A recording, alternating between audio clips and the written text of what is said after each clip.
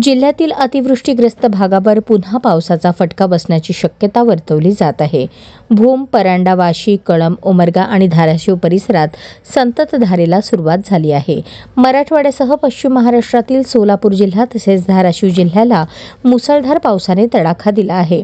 मागील 15 दिवसांच्या सततच्या पावसामुळे जनजीवन विस्कळीत झाले असून शेतीचेही मोठे नुकसान झाले आहे.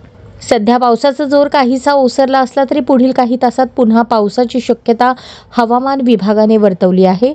धाराशिव जिल्ह्यात मध्यरात्रीपासून पुन्हा पावसाला सुरुवात झाली असून सोलापूरमधील सीना नदीकाठच्या नागरिकांना सतर्कतेचा इशारा देण्यात आला आहे. सोलापुरात अल्पविरामानंतर पावसाने पुन्हा जोर धरला आहे. त्यामुळे सीना नदी दुथडी भरून वाहत असून पुराच्या पाण्याचा फटका नदीकाठच्या गावांना बसत आहे.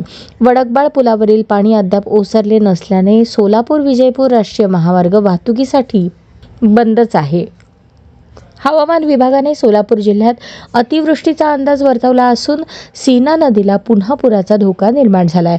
अतिवृष्टी झाल्यास सीना कोळेगाव धरणातून पाणी सोडावे लागू शकते. त्यामुळे नदीकाठच्या नागरिकांना स्थलांतराचे आवाहन करण्यात आले आहे. माढा, करमाळा आणि दक्षिण सोलापूर तालुक्यातील तहसीलदारांना सतर्क राहण्याच्या सूचना देण्यात आल्या. तसेच जनावरे आणि घरगुती साहित्य तातडीने सुरक्षित स्थळी हलवण्याचे निर्देशही प्रशासनाकडून दिले जाणार आहेत.